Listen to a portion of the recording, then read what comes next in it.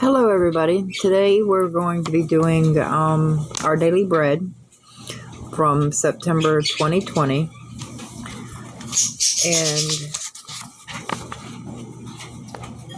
the title is The Whispering Gallery.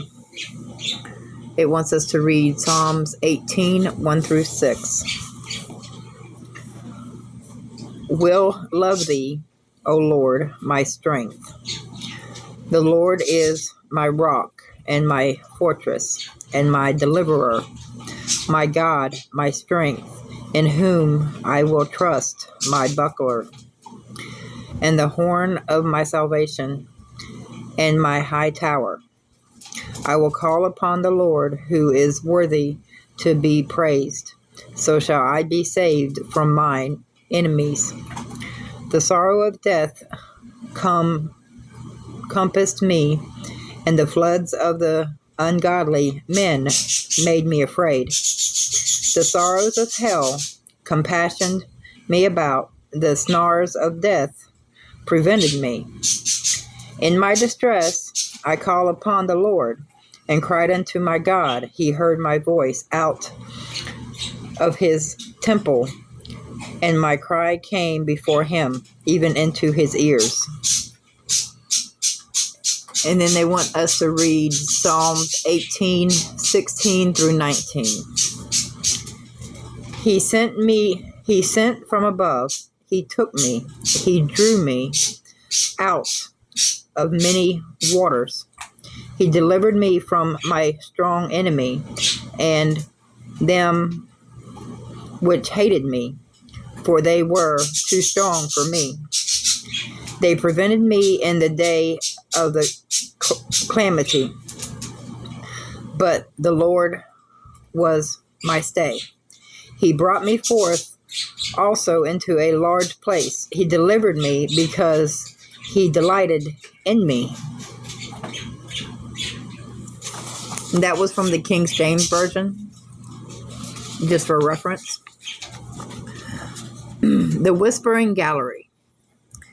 In the towering dome of London's St. Paul's Cathedral, visitors climbed 259 steps to access the Whispering Gallery. There you can whisper and be heard by another person anywhere along the circular walkway, even across the enormous abyss nearly 100 feet away.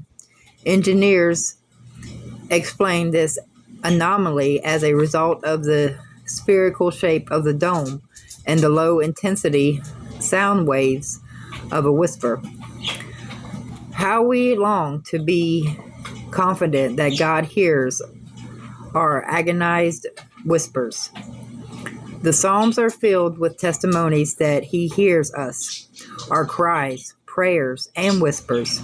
David writes, "In my distress, I called to the Lord. I cried to my God for help." That was Psalms 18:6. Over and over again, he and other psalmists pled, "Hear my prayer, my voice, my groans." Sometimes the expressions is more of a whispered, "Hear me," where the heart meditates and the spirit asks.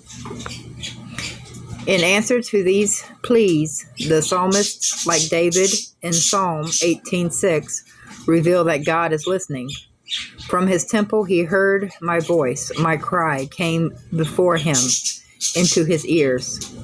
Since the actual temple wasn't yet built, might David have been referring to God listening in his heavenly dwelling? From his very own whispering gallery in the dome of the heavens above the earth, God bends to our deepest murmurs, even our whispers, and listens. That was written by Elijah Morgan. It wants us to read Psalms 137 through 139.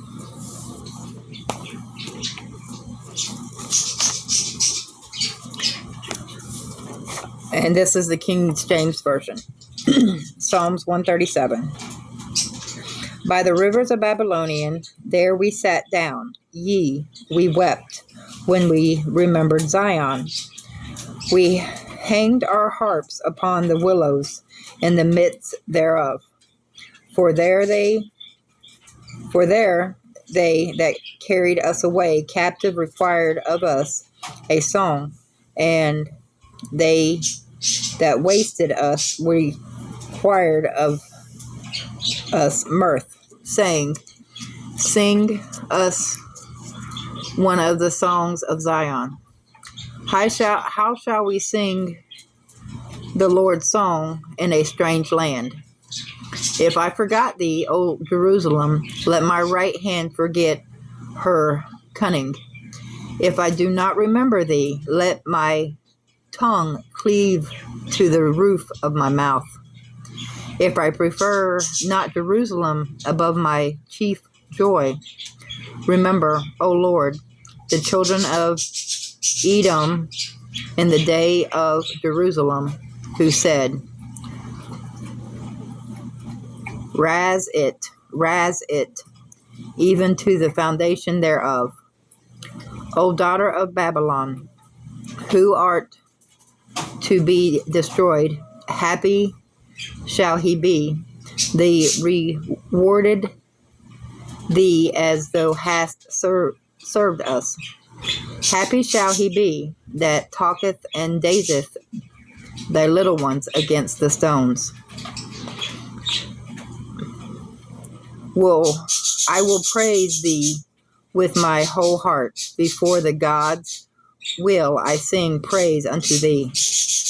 I will worship towards thy holy temple and praise thy name for the loving kindness and for thy truth. For thou hast magnified thy word above all thy name. In the day when I cried, thou answered me, and strengthenedst me with strength in my soul. All the kings of the earth shall praise thee, O Lord, when they hear the words of thy mouth. Yea, they shall sing in the ways of the Lord, for great is the glory of the Lord.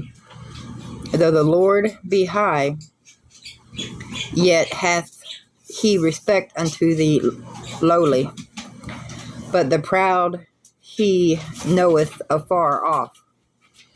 Though I walk in the midst of trouble, thou wilt revive me. Thou shalt stretch forth thine hand against the wrath of my enemies, and thy right hand shall save me. The Lord will perfect that which concerneth me. Thy mercy, O Lord, endureth for ever sake, not the works of thine own hands. O Lord, thou hast searched me and known me. Thou knowest my downsitting and my uprising. Thou underest my thought afar off. Thou compassest my path and my lying down, and art acquainted with all my ways. For there is not a word in my tongue, but lo, O Lord, thou knowest it together. Thou hast beseech me behind and before, and laid thine hand upon me. Such knowing is too wonderful for me. It is high, I cannot attain unto it. Whither shall I go from thy spirit? Or whither shall I flee from thy presence? If I ascend upon into the heaven, thou art there. If I make my bed in hell, behold, thou art there. If I take the wings of the morning and dwell in the uttermost parts of the sea, even there shall thy hand lead me, and thy right hand shall hold me. If I shall surely The darkness shall cover me, even the night shall be light about me. Yea, the darkness hideth not from thee, but the night shineth as the day. The darkness and the light are both alike to thee. For thou hast possessed my reins. Thou hast covered me in my mother's womb. I will praise thee, for I am fearful and wonderfully made. Marvelously are thy works, and that my soul knoweth right well. My substance was not hid from thee, when I was made in secret and curiously wrought in the lowest parts of the earth. Thine eyes did see my substance, yet being unperfect. And in the book all my members were written, which in continuance were fashioned, when as yet there was none of them. How precious also are thy thoughts unto me, O God! How great is the sum of them! If I should count them, they are more in number than the sand. When I awake, I am still with them. Surely thou wilt slay the wicked, O God. Depart from therefore, ye bloodly men. For they speak against thee wickedly, and thine enemies take thy name in vain. Do not I hate them, O Lord, that hate thee? And am I grieved with those that raise up against thee? I hate them with perfect hatred. I count them mine enemies. Search me, O God, and know my heart. Try me and know my thoughts, and see if there be any wicked way in me, and lead me in the way everlasting.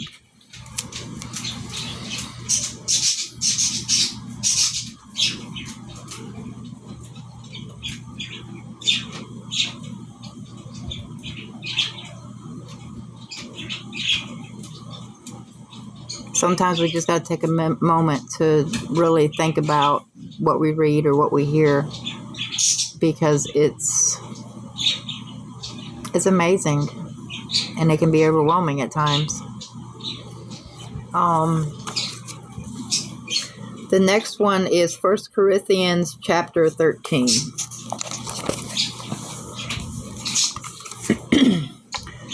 Though I speak with the tongues of men and of angels, and have not charity, I am become a sounding brass, or a tinkling cymbal.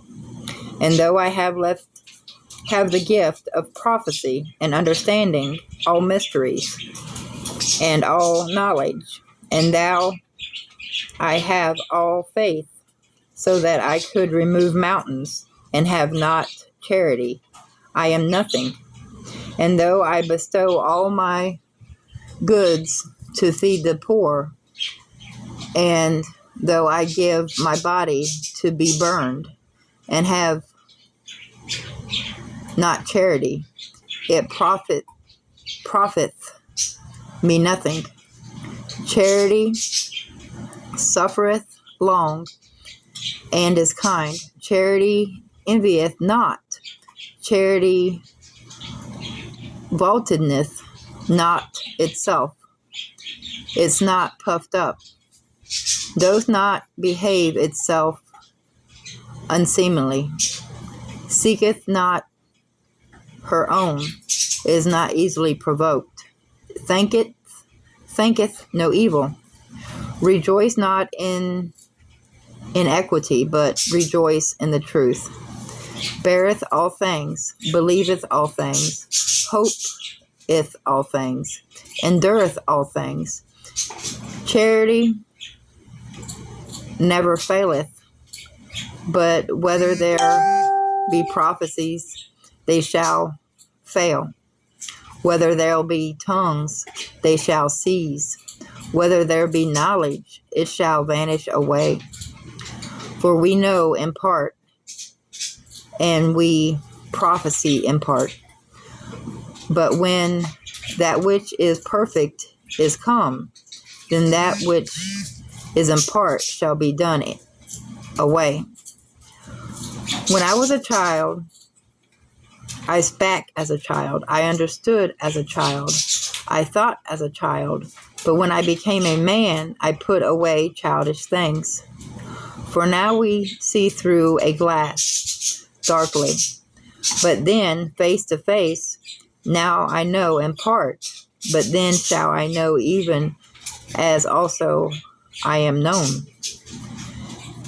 And now abideth faith, hope, charity, these three. But the greatest of these is charity.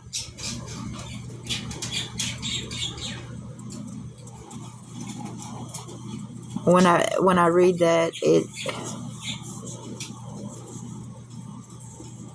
charity can come in many forms. And whether it's helping somebody financially, emotionally, physically, you help where you can. Because that's what Jesus would do. You don't shun people.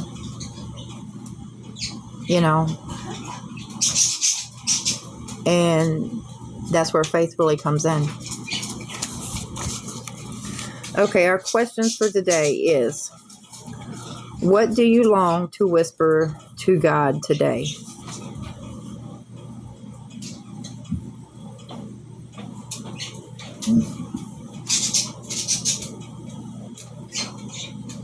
At this moment, today, I guess my whisper to God would be to watch over my friends and family and hold them close and guide them. Because in this day and age, the world's getting harder and people don't understand and they start losing faith, and we got to keep the faith, and we got to believe in God and surrender and know who Jesus Christ is. How can you know that He hears you? Because God is a seeing, knowing, all God. He knows your mind. He knows your heart. He knows your whispers. He's a knowing, all and seeing God. So He hears you. He might not answer you right away. He might sit you down. But He hears you. And when the time's right, He's going to let you know. Dear God, give me courage to whisper to you today, trusting you to hear and respond. And that's where you just, like I say, you got to give it to God. Even a whisper, He can still hear you. And y'all have a God blessed day.